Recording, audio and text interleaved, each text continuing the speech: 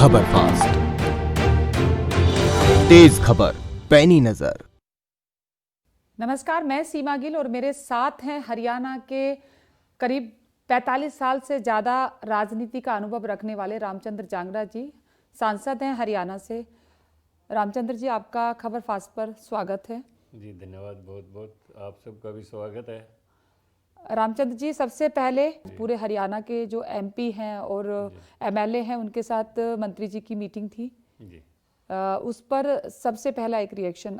बहुत ही सद्भावनापूर्ण तरीके से बैठक में सभी विधायकों की और सभी सांसदों की बातें और हमारे कुछ जो कैंडिडेट थे पिछले चुनाव में हार गए थे विधानसभा चुनाव में, वो भी साथ थे।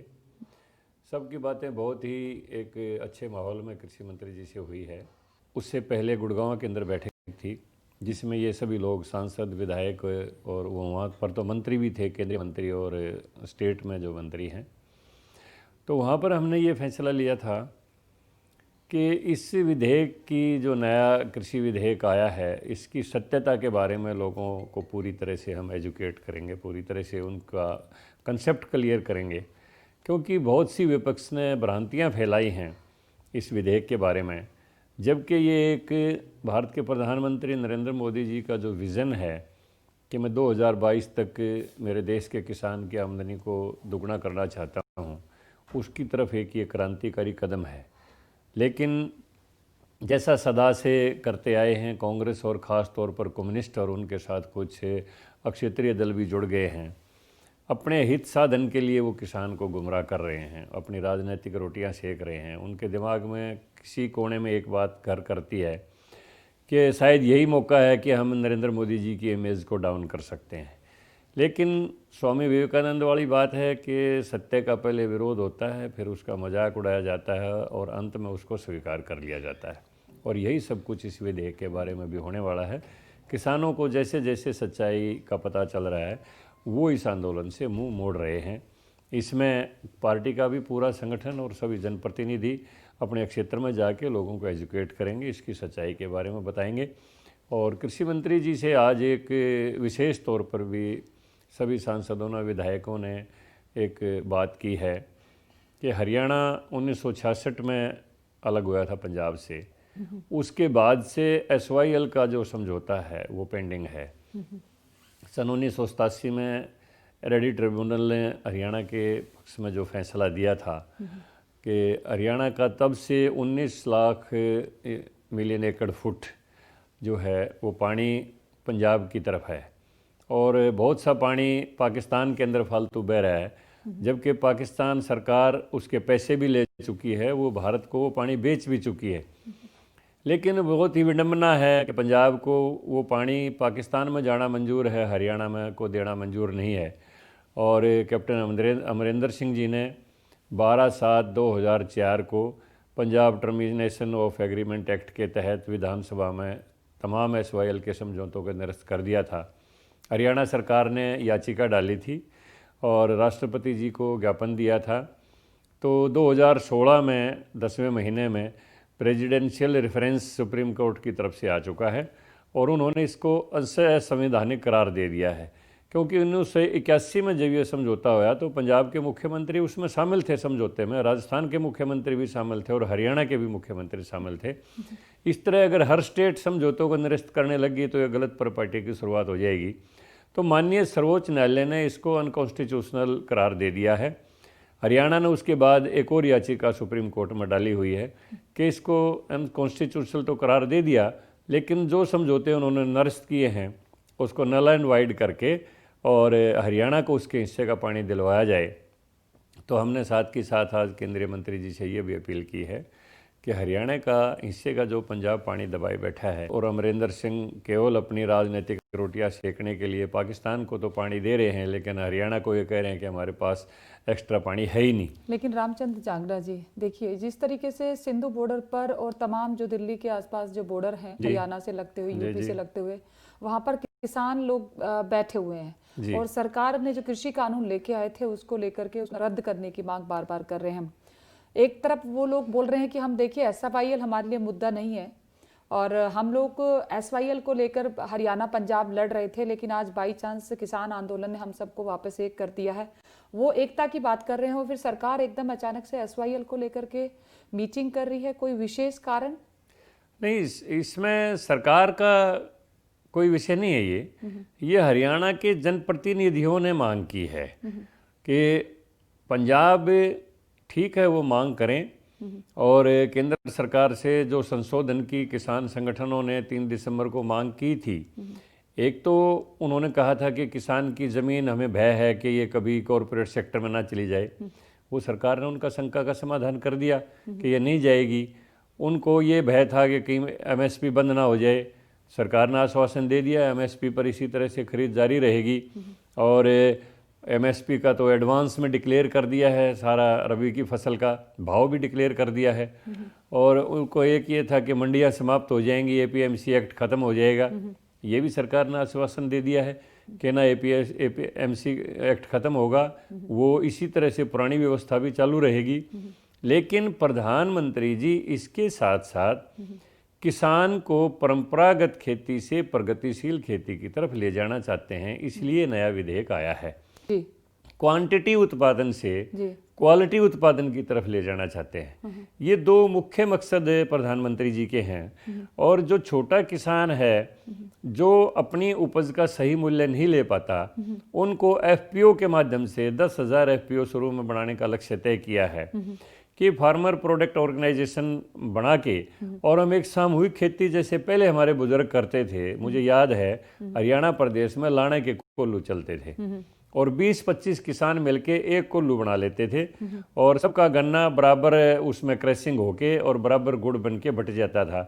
तो वो सामूहिक खेती का कंसेप्ट हमारे बुजुर्गों ने ऑलरेडी बनाया हुआ था। FPO वो नॉन रिकॉर्ड FPO थे, हमारे सामाजिक रूप से बनाए हुए थे।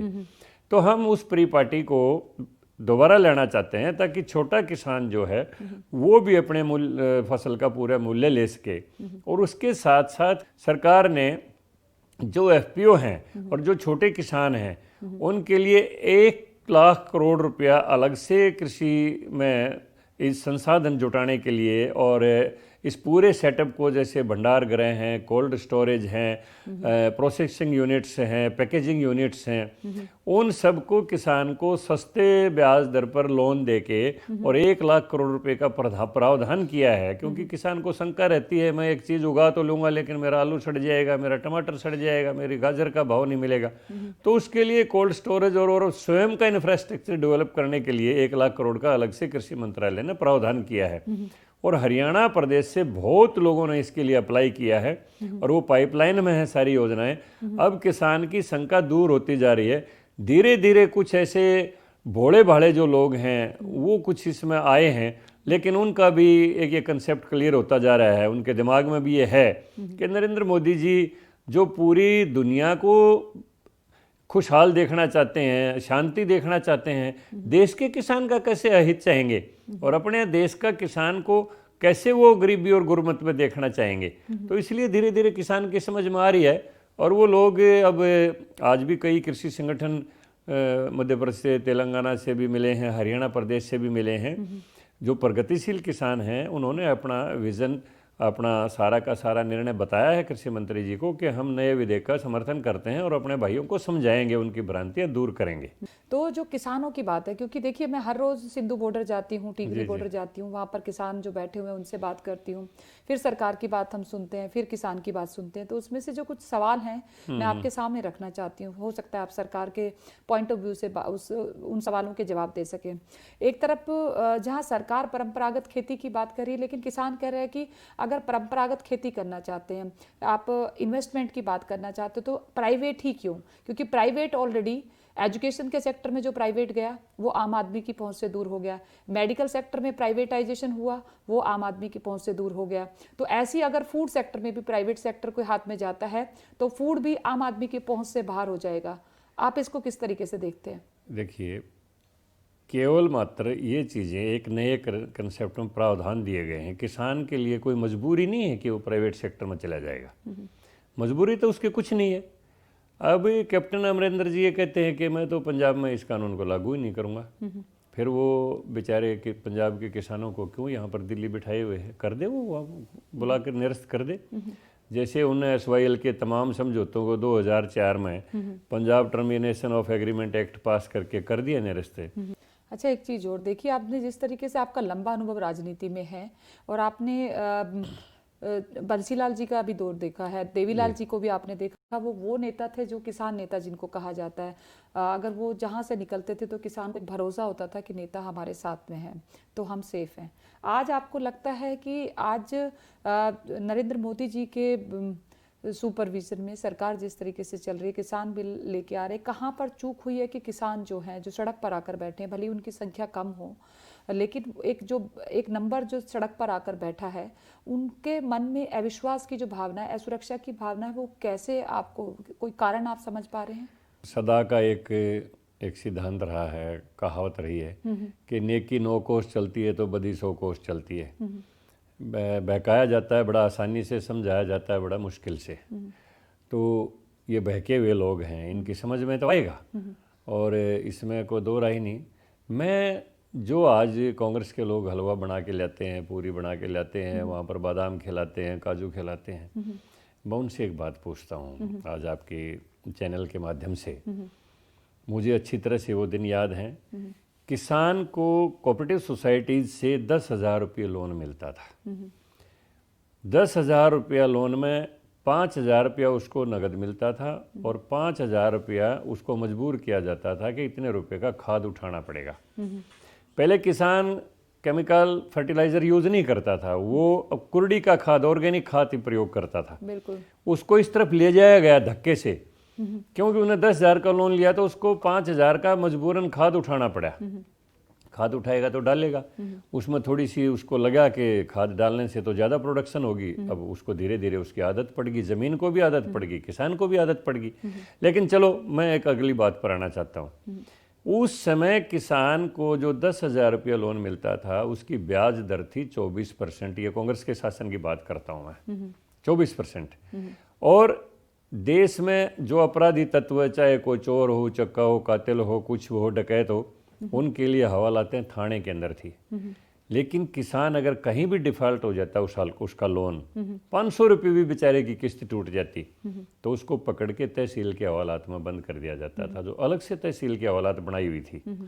और आम अपराधियों के लिए कानून है, तब भी था, आज भी है, हेबियस कॉर्पस एक्ट, बंदी प्रत्यक्षीकरण कानून, कि 24 घंटे में उसको अदालत में पेश करना पड़ेगा, बताना पड़ेगा इसका कसूर क्या है।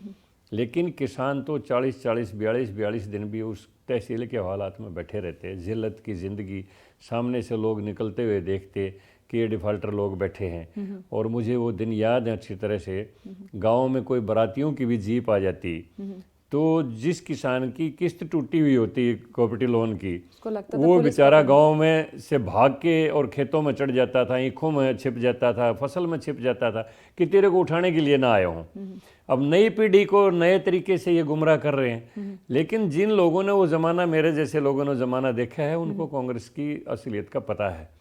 और कम्युनिस्टों का जहाँ तक सवाल है, इन्होंने देश की आज़ादी का भी विरोध किया था।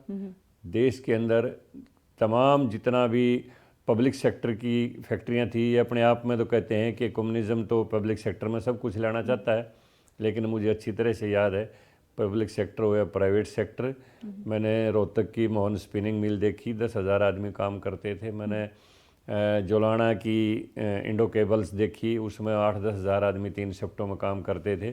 और हिंदुस्तान की सबसे बड़ी जो ड्रग और फार्मास्यूटिकल्स इंडस्ट्रीज थी सरकार की संरक्षण की, IDPL की, ऋषिकेश में, हमने वहाँ पर कम्युनिस्टों के झंडे देखे। आज वहाँ पर घास उगी हुई है, झाड़ उगे हुए हैं। ये तो देश विरोधी काम करते रहते हैं 24 घंटे। ये सोचते रहते हैं किस तरह से हिंदुस्तान चाइना का गुलाम हो जाए, किस तरह से चाइना पर निर्भर हो जाए। इन्होंने तो 1962 की लड़ाई में भी चाइना का सपोर्ट किया था कि देश में कम्युनिज्म आने वाला है। तो आप जिस तरीके से बात कर रहे हैं, क्या आपको लगता है, क्योंकि देखिए बार बार जो किसानों की तरफ से उठा, कुछ लोग बात कर रहे हैं कि किसान जब फसल बेचता है मार्केट में तो वो 2 रुपये की चीज़ बेचती है, लेकिन वही बात मार्केट में जाकर रिटेल शॉप पे 100 रुपये की हो जाती है। तो आप जब चूँकि प्राइवेट सेक्टर को एंटर करने के लिए अनुमति मिल गई है और निजीकरण को की इन्वेस्टमेंट को लेकर कृषि मंत्री भी बार बार ये बात बोल रहे हैं कि हम लोग निजी इन्वेस्टमेंट को कृषि क्षेत्र में लेके आने की बात कर रहे हैं, तो कंट्रोल जो होना चाहिए सरकार की तरफ से, क्या लगता है कि वो प्रॉपर तरीके से होगा ताकि किसी भी तरीके से किसानों के हक को नज़रअंदाज ना किया जाए? क्योंकि कॉर्पोरेट सेक्टर का अपना इंटरेस्ट होता है, आपको भी पता है। प्राइवेट सेक्टर का मैं पहले भी आपको एग्जांपल दे रही थी कि जिस तरीके से मेडिकल सेक्टर में उन्होंने अपने प्रॉफिट को प्रायोरिटी पे रखा, आम आदमी के हेल्थ को नहीं। उसी तरीके से क्योंकि 140 करोड़ लोगों के देश में हर आदमी को बेसिक फूड सिक्योरिटी जो हमारा एक्ट है उसको फुलफिल करना अपने आप में बड़ा चैलेंज है। दूसरी तरफ चाइना जैसी कंट्री हमारे लिए राइवल है, तो हम अपने को फूड लेवल पर सशक्त करें और उस किसान को, क्योंकि वो आपकी अर्थव्यवस्था का बहुत बड़ा हिस्सा है, वो विश्वास में रहे सरकार का। आपको लगता है कि उसके लिए मुश्किल है सरकार के लिए इस घड़ी में जब किसान सड़क पर बैठा हुआ है, या आसान है उनके साथ मध्यस्थता की बात करना? देखिए, किसान को ये बात समझनी होगी कि देश का प्रधानमंत्री किसान को कोई कॉरपोरेट के अधीन नहीं करना चाहता, बल्कि देश के किसान का कॉरपोरेट कैरेक्टर बनाना चाहता है कि देश का किसान कॉरपोरेट तरीके से कृषि को चलाए। प्रधानमंत्री नरेंद्र मोदी जी ये चाहते हैं कि किसान अपनी खेती कॉरपोरेट तरीके से करे। गुजरातियों के फार्म मैंने देखे हैं मध्य प्रदेश में और छत्तीसगढ़ में जाके, वो ऐसी चीज़ बोते हैं जो ग्रामों में बिकती है। जीरा बोते हैं, काली मिर्च बोते हैं, धनिया बोते हैं, सौंफ बोते हैं, मिर्च बोते हैं। ऐसी खेती करते हैं जो मसाले जो ग्रामों में बिकते हैं, हम वैसी खेती करते हैं जैसे जो क्विंटलों में बिकती है। कि जब हम बात करते हैं आत्मनिर्भर की, हम आम आदमी की बात करें तो जो रोड पर बैठा हुआ किसान है वो भले ही संख्या में कम हो, 1-2 लाख लोग भी हो सकते हैं, ज़्यादा नहीं अगर, तो क्या पीएम की तरफ से या कृषि मंत्री की तरफ से कोई ऐसा इनिशिएटिव एक बार फिर से लिया जा सकता है? क्योंकि वार्तालाप एक तरह से बीच में ब्लॉक हो गया, रुक गई है, और उन किसानों को समझाने की कोशिश क्या सरकार की तरफ से एक बार फिर से हो सकती है? क्योंकि अगर आप आत्मनिर्भर की बात करते हैं, जो इतने सारे प्लान कर रहे हैं कि हम परंपरागत खेती की बात कर रहे हैं, हम गांव को आत्मनिर्भर करना चाहते हैं, वो बिल्कुल जो ट्रेडिशनल वे में जो हम अपने गाँव में पहले जीते थे इंडिपेंडेंटली, वैसे ही हम उस तरीके से अपने भारत को दोबारा से देखना चाहते हैं। तो उसमें वो लोग जो सड़क पर बैठे हुए हैं वो 1 लाख नहीं, 1 लाख परिवार हैं। क्या उन 1 लाख परिवारों को प्रधानमंत्री की तरफ से कोई मैसेज देने की कोशिश आज मीटिंग में आपकी तरफ से कोई ऐसा कहा गया, रखा गया प्रस्ताव कि सरकार को एक बार फिर से उनके साथ बात करनी चाहिए? नहीं, सरकार ने कहा है कि हमारे दरवाजे खुले हैं और हम सब लोग अपना विज़न लेके लोगों के बीच में जाएंगे। लोगों का जो दिमाग का भ्रम है उसको निकालने की कोशिश करेंगे, क्लियर करने की कोशिश करेंगे। उसमें अगर किसान संगठन चाहेंगे कि हम पुनः एक बार अपनी बात करना चाहते हैं तो सरकार के दरवाजे खुले हैं, फिर बात हो सकती है। इसमें कोई सरकार ने अपने दरवाजे बंद नहीं किए हैं। लेकिन कुल मिला के जो ये की जिद है कि नहीं, हम तो ये तीनों कृषि कानून रद्द करो, भाई इनकी वैधता देखो, इनकी अच्छाई और बुराई को देखो, इनकी मेरिट डीमेरिट देखो, विषय को अच्छी तरह से समझ लो। उसमें अगर कहीं गलत लगता हो तो सरकार को समझा दो कि ये गलत है, तो सरकार उस संशोधन के लिए तैयार है। क्या ऐसा लगा सर आपको कि सरकार अगर कृषि कानून को जब लेके आई थी उससे पहले एक बार किसान नेताओं से बातचीत कर लेती तो शायद बात यहाँ तक नहीं बार हुई है बातें? नहीं, बनने से पहले, ऑर्डिनेंस लेके आने से बनने से पहले हुई है। और भारतीय किसान संघ ने आज अपने आप को इस आंदोलन से अलग इसलिए कर लिया कि वो कहते हैं कि ठीक है, संशोधन हो सकता है कोई भी, भारतीय किसान संघ, और लेकिन हम इस कृषि कानून के खिलाफ नहीं है। संशोधन की किसान मांग कर सकता है अगर उसको लगता है कि फलां संशोधन की जरूरत है, और सरकार ने उनको मान भी लिया है। लेकिन राकेश टिकैत जी तो बोल रहे हैं कि सरकार को हम गोला लाठी लगाएंगे। अब ये तो अभद्र भाषा है। नहीं, आइसड मैं पूछना, क्योंकि भारतीय किसान संघ, आप उन्हीं की बात कर रहे हैं? नो, भारतीय किसान संघ भारतीय मजदूर संघ ये संघ से अटैच है। अच्छा, हाँ, ओके। तो ये तो क्योंकि वो यूपी में जो बता रहे हैं कि यूपी बॉर्डर पे जो बैठे हुए हैं भारतीय किसान संघ के जो लीड कर रहे हैं राकेश टिकैत जी, वो बोल रहे हैं कि अभी सरकार समझ नहीं रही है हमारी मांग को और हम समझाने की कोशिश कर रहे हैं। बाकी तमाम जो नेता है वो यही कह रहे हैं कि हमको कृषि कानून रद्द करने के सिवा कुछ नहीं चाहिए। अगर वो लोग रिजिड हो जाते हैं तो सरकार की तरफ से और कोई रास्ता हो सकता है? क्योंकि जब बच्चे अगर नाराज हो जाएं तो मुखिया या घर का जो परिवार का जो हेड होता है वो फिर हर तरीके से कोशिश करता है अपने बच्चों को खुश करने की। सरकार की तरफ से कोई कोशिश फिर होगी किसानों के बीच में जाने की? बच्चे नाराज हैं ही नहीं, यहाँ तो कुछ वेस्टेड इंटरेस्ट के लोग इसमें घुस गए जो किसान को समझने देना नहीं चाहते। अब आपने जो राकेश टिकैत की बात की है, ये तो जंगली भाषा है, अभद्र भाषा है। कोई भी भद्र पुरुष तो ये भाषा बोल नहीं सकता कि हम घोड़ा लाठी दे दें, ये दे देंगे। सरकार के पास सारी ताकत होती है, सब कुछ होता है, लेकिन फिर भी ये अपना देश है, लोकतंत्र है।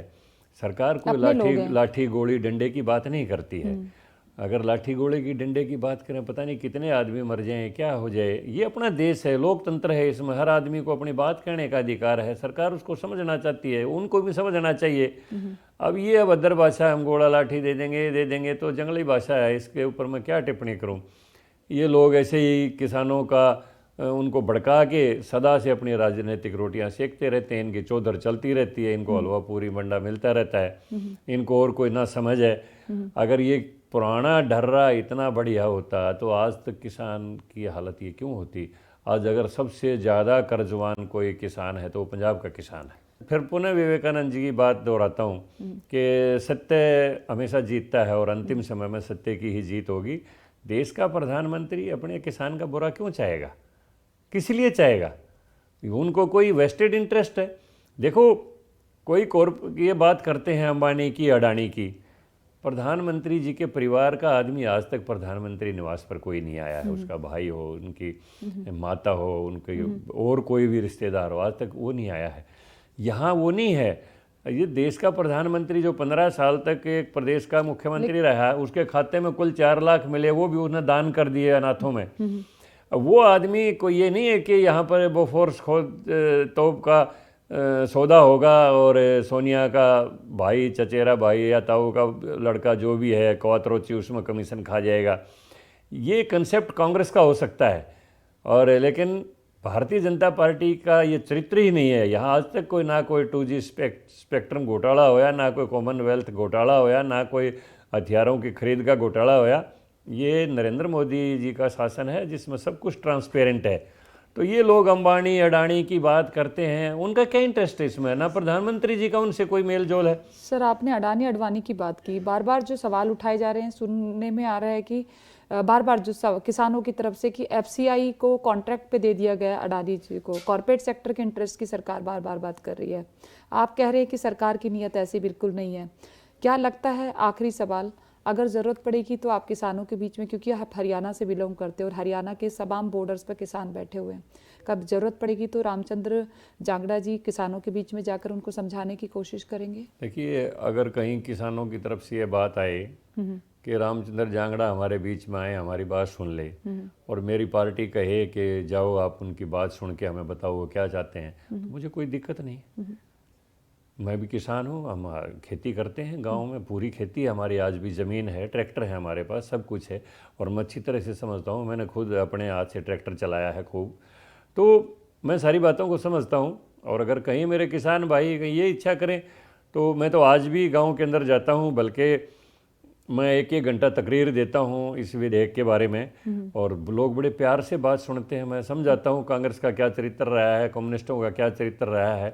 अगर ये विधेयक इतना अच्छा होता तो आज किसान कर्जदार क्यों होता, जबकि इतनी उन्नत खेती है, केमिकल फर्टिलाइजर भी आ गए, सिंचाई के साधन भी आ गए, उन्नत बीज भी आ गए। जिस एकड़ में 25 मण अनाज होता था वहाँ 75 मण भी होने लग गया। एग्रीकल्चर इम्प्लीमेंट्स भी लेटेस्ट आ गए। सरकार एग्रीकल्चर इम्प्लीमेंट्स पर भी सब्सिडी दे रही है आपको, और सरकार खाद पर भी सब्सिडी दे रही है, बीज पर भी सब्सिडी दे रही है, बिजली पर भी सब्सिडी दे रही है। इवन देन अगर किसान समझता है मेरी आमदनी पूरी नहीं है, तो कहीं ना कहीं पुराने सिस्टम में कोई दोष है ना। उसी दोष को दूर करने के लिए नया कृषि संशोधन विधेयक है। इसमें मेरे देश का किसान, मेरे हरियाणा प्रदेश का किसान कहीं ये चाहे कि हम रामचंद्र जांगड़ा की बात सुन के समझना चाहते हैं, उनको समझाना चाहते हैं, तो मेरी सरकार मुझे आदेश दे, मेरी पार्टी मुझे कहे कि आप सुनिए, बीच में जाके बात करिए, तो हमें कोई दिक्कत नहीं हो। हमारे भाई हैं सारे के सारे। मैं तो नहीं चाहता कि इतनी ठिठुरती सर्दी में वो बाहर बैठे हैं, बीमार हों। उनकी ऊर्जा जो देश के विकास के लगनी चाहिए वो देश के विरोध में लगे। तो आज किसान एक मैन पावर भी है, एनर्जेटिक हमारे देश का किसान है, उसको देश के विकास में भागीदार बनना चाहिए, ना कि विरोध में खड़ा होकर अपनी ऊर्जा को अपने देश की राजधानी के बॉर्डरों के ऊपर उसको ख़त्म करना चाहिए। उनको समझना चाहिए कि अपने प्रधानमंत्री पर विश्वास रखना चाहिए कि वो कभी हमारा बुरा नहीं चाहेंगे। कहीं भी किसान को कहीं मजबूर या कहीं कर्जवान अवस्था में देखना नहीं चाहेंगे। उनका एक ही विज़न है कि मेरे देश का किसान समृद्ध हो, उन्नत हो, और हमारे देश के किसान की जो प्रोडक्ट है वो विश्व स्तरीय मानक की हो, और वो मर्जी का भाव ले सके और उसके बच्चे खुशहाली से रह सकें, कर्जे से बाहर आए, परंपरागत खेती से बाहर आके प्रगतिशील खेती को अपनाए। अब देखें ना, छोटा सा देश है फ्रांस, वो अंगूर पैदा करता है विशेष किस्म का, उससे शराब बनाता है, पूरे विश्व के अंदर उसकी शराब का मार्का बिकता है, और उसकी अर्थव्यवस्था में इतना जीडीपी में योगदान है। हमारे देश में सबसे ज़्यादा समतल ज़मीन है, सबसे ज़्यादा मैन पावर है, हम इतना अनाज पैदा कर रहे हैं, लेकिन जीडीपी में हमारा योगदान कितना है? पहले 50% का भी हमारा जीडीपी में योगदान कृषि का था, आज 20% के ऊपर आ गया। प्रधानमंत्री तो चाहते हैं कि जब दुनिया में सबसे बड़ा समतल ज़मीन और इस देश की जो भौगोलिक स्थिति है कि उत्तर में हिमालय है, वहाँ से नदियाँ निकल के सिंचाई करती हुई दक्षिण में समुद्र में जा मिलती हैं, ऐसी भौगोलिक स्थिति दुनिया के किसी देश में नहीं है, और जहाँ पर चारों किस्म के मौसम 12 महीने उपलब्ध हैं। हिमाचल में जाइए आपको ठंड मिल जाएगी, आप उड़ीसा कोस्टल एरियाज की तरफ जाइए आपको सम जलवायु मिल जाएगी, आप हरियाणा व राजस्थान में जाएंगे आपको गर्मी मिल जाएगी, और दार्जिलिंग की तरफ जाइए आपको वर्षा होती हुई मिलेगी। तो ऐसा देश दुनिया में कोई नहीं है जहां 12 महीने चारों मौसम मिलेंगे, 12 महीने नदियां हिमालय से निकल दक्षिण तक सिंचाई करती हुई जाएंगी। तो इस देश के किसान को तो दुनिया में सबसे समृद्ध किसान होना चाहिए, वही देश के प्रधानमंत्री का सपना है। हम उसी को साकार करने के लिए सरकार का योगदान दें, ये मेरी किसानों से अपील है। बिल्कुल रामचंद्र जी, बहुत बहुत शुक्रिया, आपने इतना खुलकर हमारे खबर फास्ट के दर्शकों के लिए अपने विचार रखे, और हम उम्मीद यही करते हैं कि देश के उत्पादन में और देश की प्रगति में आम किसान की भागीदारी हो, और भागीदारी ही नहीं हो बल्कि उसको उसमें हिस्सेदारी भी मिले, और सरकार और किसानों के बीच में जो संवाद एक बार रुक गया है, हम उम्मीद करते हैं कि एक बार दोबारा से सरकार और किसानों के बीच में संवाद स्थापित हो, ताकि ये जो भरोसे की जो दीवार है जो टूट चुकी है किसी तरीके से, एक बार फिर से बने, और एक देश दोबारा से अपने आप को इस कृषि प्रधान देश की जो आत्मनिर्भरता का जो नारा है वो पूरी तरीके से परिपूर्ण हो। इसी उम्मीद के साथ आज के लिए इतना ही। देखते रहिए खबर फास्ट।